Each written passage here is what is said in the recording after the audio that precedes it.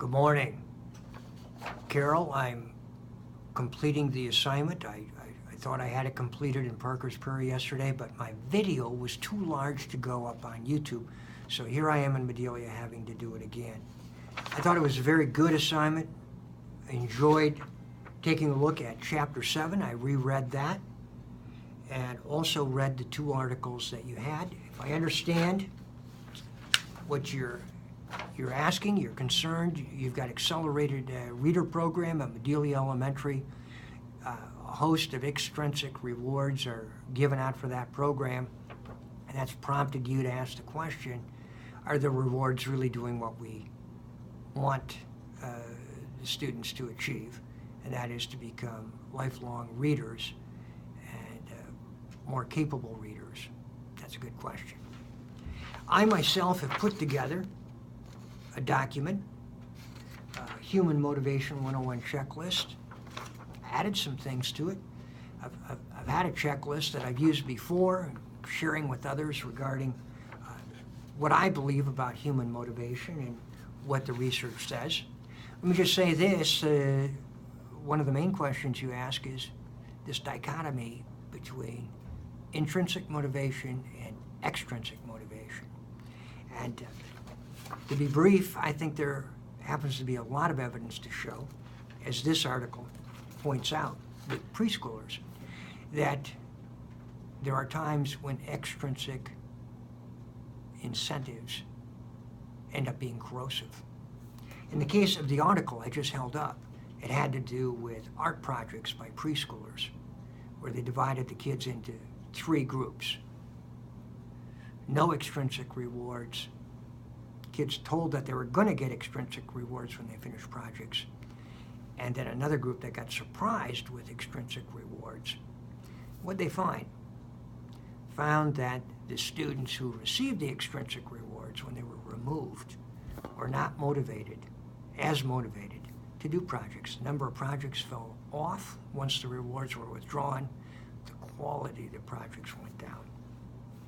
That's the worry. If you're going to pay me every night to do the dishes, well then if you're not going to pay me, I don't care if I am a member of the Ames family. I'm kind of a fool, aren't I, to be doing the dishes or mowing the lawn? There lies the problem. Never reward people, I believe, for doing things that they would do anyway. You're decreasing their intrinsic motivation. It's corrosive. What about the classroom?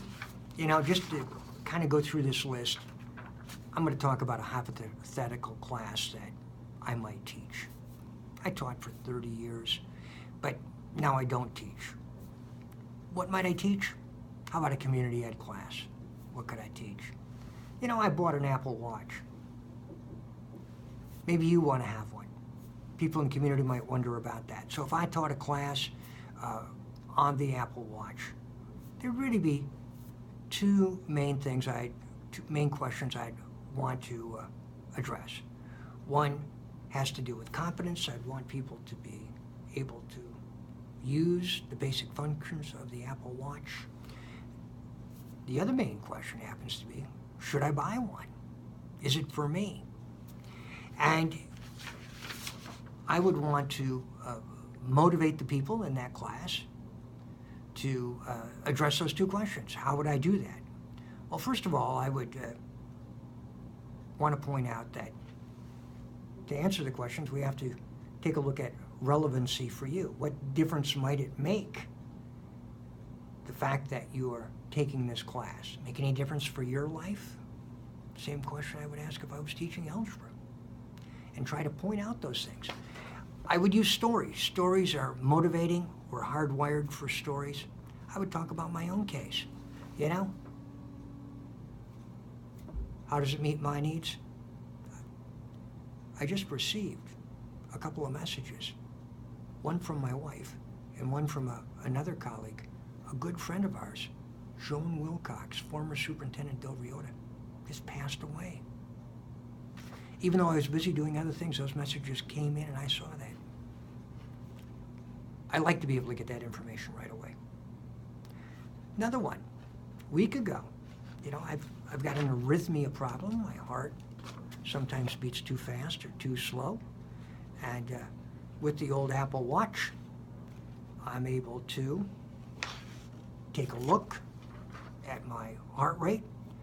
I looked at my Apple Watch, told me my heart was beating too fast. I went back to the apartment here in Medelia, got a couple hours of sleep. When I woke up, I took a look and said, "You're doing fine. Get back to work." And I did. I could go on, but I'm going to use some stories. I'm going to use some examples. They don't always have to be about myself. And I think that's motivating. Stories are motivating. You know, there's a guy by the name of DC who talks about motivation. And he said we're really motivated by 3 human needs that every human has. We have a need for autonomy. We have a need for relatedness, our social need. And we have a need for competence. And I'm going to try to motivate the students thinking about those needs.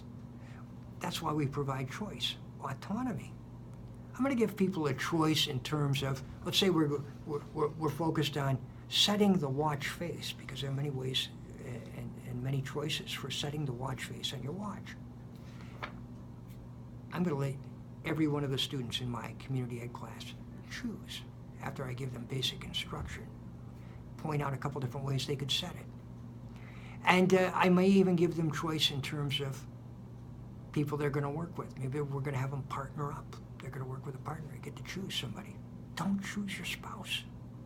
I don't want fighting in this class.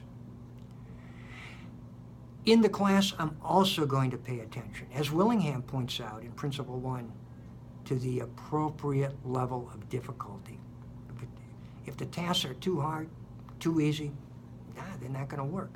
And for those people who need extra support, I'm going to be there providing that extra support. I'm going to be clear about my expectations for what success is, examples of what success looks like, could be videos, pictures, examples. I'm going to give the kids, the students, feedback, precise feedback. I'm not going to use these superlative, fantastic, wonderful. Kids realize it's phony. I'm going to point out, you've done that correctly. Hold it now. Look at your document. We said we're going to left and right justify. You've only left justified.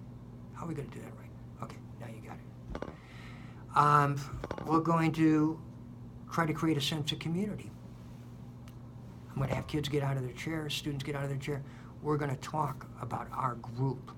People are motivated by being part of a group and having members of the group be supportive of each other. Work with your neighbor, support your neighbor. Your neighbor's running into a problem, help your neighbor. Carol pointed out Technique 46. They talked about the J factor. And what's in the J factor? Games, competitions, suspense, surprise, drama, music, movement. The spice that makes for a more interesting classroom. And then I'm going to be emotionally constant. And Technique 47, Carol, I think that's very important. I'm not going to come into that classroom, you're not going to see emotions that people can say, well, he's not getting along with somebody out there, or that snowy weather, that's making him awful cranky. My emotional action is going to be dependent on how you're doing. When I see that you're succeeding, I'm happy. When I see that you're running into problems, I'm going to be concerned. Yes, I am. But I'm emotionally constant, focused on you. I want to be the professional that shows that it's your interests that are my top priority. Well, I've rambled on, and I don't want to exceed the YouTube limit. I'm pushing 10 minutes here. I've attached this sheet. So hopefully you'll get a copy of that. And if you take a look at it and you say, that's not for me, be motivated just to throw it right in the garbage.